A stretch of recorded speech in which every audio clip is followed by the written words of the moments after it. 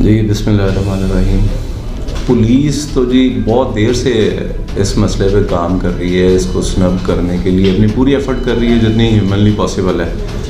एक तो ये कि पुलिस बहुत कम है, मतलब ये लगभग 80-90 लाख आबादी का शहर है और उसके कंपैरिजन में पुलिस की रेशो देखें तो वो तो शायद कोई 0.00 में आएगी।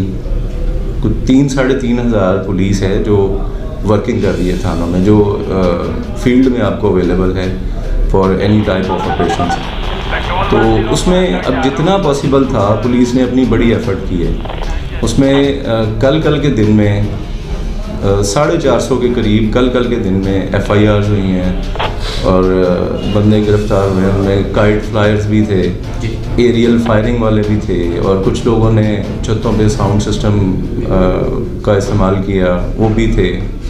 तो उनको रात से लेके दिन भर, और पुलिस के बड़े आला अफसरान मतलब SP रैंक के ऑफिसर्स जो हैं वो फिज़िकली हमारे साथ थे, फिज़िकली गलियों में फिर रहे थे और लोगों को पकड़ रहे थे हम लोग। तो पुलिस तो इसमें काम कर रही है, लेकिन बहुत सारी चीज़ें वो मैं तो इस चीज़ पे बिलीव करता हूँ कि इखलाक कानून से भी बड़ा होता है। इखलाकियात जो है ना वो कानून से भी ऊपर होती हैं और कुछ चीज़ें इखलाकियात के ज़ुमरे में आती हैं। अब कौन बंदा है ऐसा जिसको नहीं पता कि इससे कल एक कैजुअलिटी हुई और 3 लोग ज़ख्मी हुए, तो वो तो किसी के लिए कुल कायनात थे। जो जिस बंदे की डेथ हो गई वो अपने बच्चों के लिए कुल कायनात था, वो इस दुनिया का सबसे कीमती आदमी था उनके लिए। शायद जो लोग बाज नहीं आते, जो लोग कहते हैं कि जिस दिन हमारे गले में डोर फिरेगी उस दिन हम इस काम से बाज आएंगे, उनको ना लगता हो, लेकिन वो बहुत कीमती आदमी था अपनी फैमिली के लिए। हर बंदे को अवेयरनेस है, हर बंदे को ये पता है कि, और इखलाकी तौर पे इतनी गैर इखलाकी हरकत है कि छतों पे चढ़ के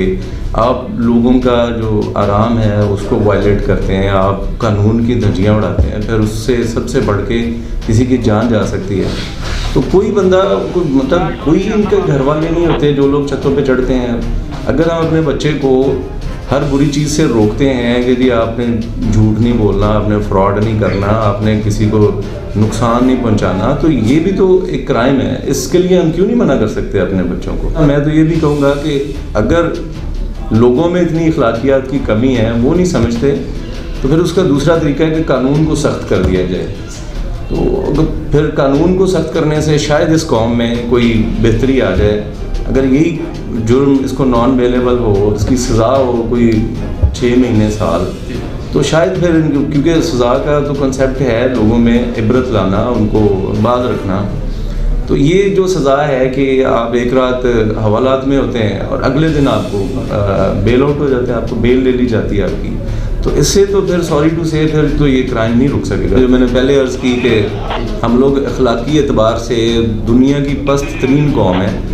हम लोग पहले तो किसी बुराई से ना खुद रुकते हैं ना अपने बच्चों को रोकते हैं, और बाद में अगर उस बुराई में हम पकड़े जाएँ तो हम इतने बेशर्म लोग हैं कि हम फिर उससे उन बच्चों को बचाने के लिए भी अपनी सर धड़ की बाजी लगाते हैं, जो शायद हम उनको पहले समझाने के लिए इतनी एफर्ट करते तो ये दिन ना देखना पड़ता। उसके लिए सारा दिन लोगों की सिफारिशें आती रही हैं, लेकिन वो in the interest of public, in the interest of this society, उनको छोड़ने का मतलब यही था कि उनको हम छोड़ें, वो दोबारा जाके छतों पे चढ़ें, दोबारा जाके उनके हाथों से निकली हुई डोर किसी गले पे फिरे, खुदा ना खास्ता।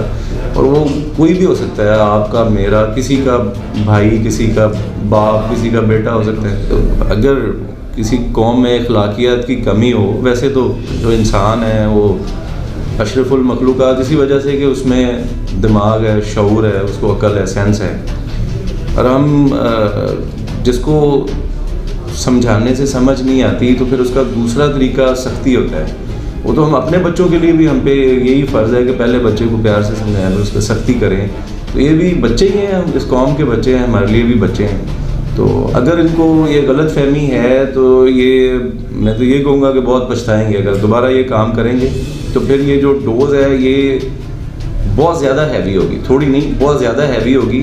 और पहले जो कोई एक सडन एक ऑपरेशन होता है उसमें जो चीज़ें रह जाती हैं, फिर दोबारा से आपको मौका मिले तो दैट बिकम्स मोर हार्डर। तो ये अगर इनको अपनी बेहतरी चाहिए होगी, अपनी बेहतरी मंजूर होगी तो बाज रहेंगे इस काम से, otherwise they will have to face the music.